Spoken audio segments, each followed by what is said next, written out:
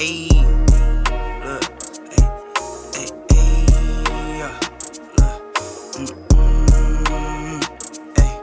I'm in the lab like Dexter, brand new batch he tested. I'm with all the extras, don't try and bitch, I'm pressure. I'm the type to step on steppers, I'm the type to step on steppers. I'm the type to step on steppers, I'm the type to step on steppers. But with that being said, we'll go ahead and move on to the NBA lottery. On Tuesday night, all the teams that didn't necessarily make the playoffs had their fate decide, their draft pick decided due to the on lottery night. And so let's go ahead and talk about these picks. And the number one overall pick and the Victor Wembanyama Sweepstakes winner goes to the San Antonio Spurs. And so it looks like Victor Wembanyama has found a new home in San Antonio. My question to you guys is whether or not we believe San Antonio is the best spot for Victor Wembanyama. I think from a development standpoint and the mentorship that he's gonna get, I think 100% that's probably the best location that he ended up going to. When you look at it, Tony Parker and Manu Ginobili and Tim Duncan have come out and expressed that they want to mentor him. And that's just imagine having three Hall of Famers coming out saying that they're going to mentor you. And then, of course, you go into Pop, who does a phenomenal job with any prospect that he gets. And you go into a place where, it's going to be low expectations. Not a lot of people are going to be watching constantly San Antonio basketball. You have a structure already in place. I think that's the perfect place that he landed. I mean, the development that he's going to get. Now, is it the most fun place that he went to? No, I don't think so. I mean, you could have Charlotte with, LaMelo Ball, or Houston, or Detroit, any of these other places that have, a star young talent in like Cade Cunningham, LaMelo Ball, and Jalen Green, and a bunch of these guys. But when we look at it from a development standpoint and what he's going to get, I think San Antonio is the best place that he could have landed.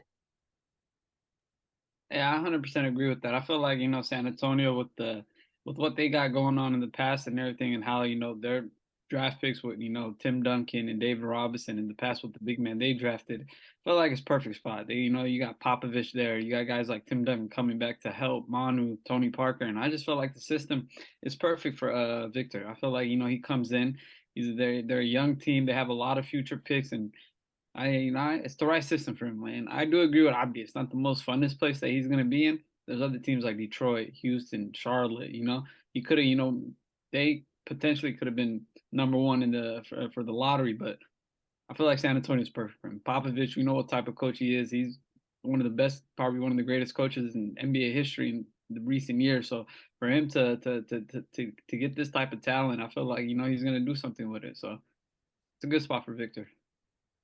Man, speaking of Greg Popovich, man, this guy, I thought this guy was about to be on his way out in a year or two, but now that he's got his hands on Victor Wembanyama, I think we might see Popovich stick around for the next 5 to 10 years. I just feel like there's just no way this guy's gonna retire knowing he's got a generational talent on his hands, and he's gonna make sure that he's ready to go before he steps down as a head coach, and he's gonna do right by the San Antonio Spurs franchise. And so Victor Wembanyama, I agree with you guys. I think this is the best spot that he could have landed at because the development's going to be crazy. You already got guys like Manu and Tony and Tim Duncan that are ready to help him out each and every practice, each and every day, and have him really be prepared for what the NBA lifestyle is like. What the NBA games are like, and so Greg Popovich is going to do a great job at coaching them. Now the San Antonio Spurs have to make sure they construct a roster that's going to fit Victor Wembanyama's play style. And this guy can play, all 5 positions with the way, he's been playing in France. And so I think the Spurs, the ball just fell in the right spot for them. And these guys ended up getting that number 1 overall pick. And, I agree with you guys as well. I think it would have been nice for him to land, with the Hornets or the Houston Rockets or the Pistons, because, when you put him alongside LaMelo Ball, it's going to be box office. There's going to be a lot of primetime games for the Charlotte Hornets. Would have been a lot more primetime games for the Houston Rockets and the Pistons. But overall, in terms of getting the most out of Victor Wembanyama in his entire career, there's no better spot than the San Antonio Spurs. But now that we move on from the San Antonio Spurs winning the number 1 overall pick, we look at teams like Charlotte Hornets, who sit at number 2, the Trailblazers sit at number 3, Rockets 4, Pistons 5, Magic 6, Pacers 7, Wizards 8, Utah Jazz 9, Mavericks 10, Bulls 11, which goes to Orlando. 12 OKC, 14 Toronto, and 13 Toronto and 14 New Orleans. Are there any guys that we're looking at, as of right now, but outside of Victor Wembanyama that can, come into any of these franchises and contribute at a high level? I think when I'm looking at like this draft, I think there's two guys that are considered like franchise changing players or like franchise altering players, and it's the top two guys that have just been at the top of this entire draft for the whole process, like the entire year and year and a half when we've been looking at Victor, and then when we looked at Scoot Henderson. Those are the two guys that we've just been focusing on all season long, and so those are two guys that I see coming into a franchise and like really changing what they got going on. After that, there's a discussion, with Amin Thompson and Brandon Miller and Asar Thompson, Cam Whitmore, all these different prospects. I think when we look at this draft, there's like tiers of guys. Number one is the franchise guys. Number two are the all NBA guys. Number three are the high end role players, and then number four is just like the role players. That's kind of like I'm not gonna sit here and tell you Grady Dick is gonna go ahead and change a franchise. That's just not gonna happen. But what he is gonna do is gonna contribute to what these franchises want. And I do want to get to this point. I think Charlotte Hornets, if they know what's good for them, if they understand what is best for them, the Charlotte Hornets need to go and select Scoot Henderson. Scoot Henderson is a perfect pick for the Charlotte Hornets at number 2. I don't understand the logic of picking Brandon Miller here. You should be drafting for best player available instead of fit. Going for fit has ruined teams. I mean, it's like going with Ayton. The Suns drafting Ayton instead of Luka, or these teams selecting Marvin Bagley instead of Trae Young. You always go with best player available instead of fit. You're not a contender. Why the hell would you go with fit instead of best player available? And I feel like Scoot Henderson and LaMelo Ball is the fit that works perfectly together. I think that's a game-changing backcourt to have. You get another ball handler that's able to get LaMelo Ball the ball in different spots and get him to be able to shoot. So I think Scoot Henderson at number 2, to me, if MJ knows what he's doing, I think he goes with him. But, I have a really, really bad feeling that they go with Brandon Miller. So. Yeah, guys after Victor, guys like Scoot Henderson, Brandon Miller, Cam Whitmore, the Thompson twins.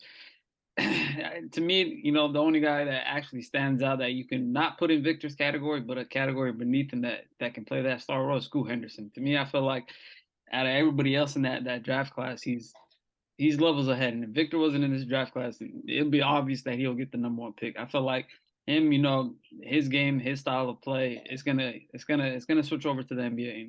For me, I feel like the Hornets, they're gonna make that mistake and take Brandon Miller because they need that position. He's a small forward. He got a jump shot. He's pretty lengthy. They think he's a good defender. And I feel like, I'm right there with Abdi. I feel like instead of taking the best fit, just take the best option. And to me, that's Scoot Henderson. And I feel like a team like Portland, sitting at 3, they got a lot of stuff to decide. They got Dame on their team and they have the 3rd pick, and it's either, do you want to keep on rebuilding with Dame on the team, or do you trade Dame, get more assets, and just rebuild in this draft and start from there? So I feel like they're in a good position to rebuild and, trade Dame and get a young stud in this draft. But for them, if they do trade Dame and Scoot Henderson falls to them at 3, they got a young star coming up to them. So we'll see what happens. Yeah, for those of you that follow Abdi on Twitter, very, very big NBA draft expert. You check all of his recent tweets. This guy's breaking down each and every player from 1 through 15. And so, I'm not surprised that he came in with the expert analysis. That's the guy we go to when we need to find out whether or not we believe one of these young guys that are coming into the league are going to be, franchise guys. And so, but I do want to talk about one, the Charlotte Hornets. Yes, of course, they do need to take Scoot Henderson. That's the best available player to add to. You can't go fit, because when I think about that situation, I think about what the Warriors did, taking a guy like James Wiseman instead of taking LaMelo Ball, which was the obvious number 2 overall pick. He was the second best player, arguably the first, with him and Anthony Edwards. Look how that turned out. But the Portland Trailblazers, man, this one's a very, very interesting one for me, because at number 3, what do? Do they trade that pick and go ahead and try to rebuild a playoff contending team, a championship contending team around Damian Lillard? Or do they go in a rebuilding route where they just keep that pick and kind of just build on the young talent that they have right now with Shaedon Sharpe, Anthony Simons, and then whoever they take at the number 3 overall pick? Like, that's a thing, though. You have like 3 different scenarios, because like obviously the first one you mentioned, that Big H mentioned, where do they rebuild with Dame with that 3rd pick, or do they trade that 3rd pick and then rebuild with Dame, or do they go ahead and just to say, you know what, it's over with Dame. This experiment is done. We've tried it for so long. Let's just get rid of everything. Let's start fresh. Keep Simons and Sharp in that third pick. Let's start anew. I think, like, I just don't understand. They're gonna end up trading that pick. I have a very, very strong feeling that they're gonna end up trading that pick and keeping Dame. That's what I kind of get an idea of, because at this point they're stuck with each other. Dame obviously is not gonna come out and say I want to leave. I know he was heartbroken not getting that number 1 pick. He really thought he was gonna leave with Wemby. It's not happening, man. So he's stuck with that third pick. So that this team is gonna look at it like, you know, we have the third pick. Is its value really gonna be enough for Dame? To really build a contender? I do feel like it's either going to be one of these two teams, where it's either Portland, or where it's either Toronto, or it's going to be the Nets. They're going to either target someone like Mikal Bridges, or they're going to target someone like Pascal Siakam and OG Anunoby. I think that's the idea that they're probably thinking at. Let's go with them. I very, very, very, very strongly doubt that they're going to draft someone at number 3 to keep around Dame. They're definitely going to go out for a second star or another player to surround Dame with help, which to me makes no sense. Like, you tried this experiment for so long, it makes no sense whatsoever to continually try and build around Damian Lillard. It's not working. You guys haven't been able to go anywhere. Just blow it all up. Keep Simons and Sharp, that third pick. Go select Amen Thompson if he's there. If he's not, Scoot might end up falling there, or Brandon Miller, and just rebuild around those guys. You have a bright future with those guys. You can go on an accelerated rebuild with the amount of talent that you have around them. But keeping Dame just makes no sense, man. I already said my piece. I'd be like, keeping Dame to me is just, it makes no sense. You know, they tried this in the past, and it's like, you're going to keep on doing it. You're going to keep on wasting seasons. You're going to keep on trying to find talent to put around Dame, find a second star to put around Dame. Or to me, it's just at this point, let him, you know, try to get some pieces, some assets for him, and just rebuild around that third pick and the two young stars that they have in Sharp and Simons. So for me, I mean, I don't know what they're doing. I feel like at this point they just want to keep Dame to sell tickets in Portland. Other than that, to me, they know they're not going to win the championship. So at this point, it's just, you make a decision, part ways with Dame. You know, for them, Dame's been a legend for them. You know, but at this point, you got to go. Time is ticking for this Portland Trailblazers basketball team. You know, Damian Lillard is 32 years old, and so I just feel like it wouldn't make sense for these guys to keep him around. Would definitely make much more sense if they ended up just moving off Dame, getting whatever they can get back for him, and next thing you know, just kind of build around the young talent that they got already. So, but for me, I just feel like the Portland Trailblazers somehow, some way, they're gonna keep Dame and just keep this pick and kind of just build off what they got right now, and then potentially deal with whatever they got to deal with in terms of Damian Lillard and where he wants to go next at a later date. I just feel like these guys, although there's some suitable buyers, you know, for that number 3 overall pick in the Brooklyn Nets and the Toronto Raptors, I just feel like, you know, the Portland Trailblazers, they fumbled so many opportunities, you know, with trying to go in a different direction, whether it was, you know, moving off from CJ McCollum and trying to see that experiment between Damian Lillard and Simons, and then of course the CJ McCollum and Damian Lillard era. It's like these guys just don't necessarily have a sense of direction of where they want to go as a franchise. And so, I mean, it wouldn't surprise me if these guys select Brandon Miller or Scoot Henderson with that number 3 overall pick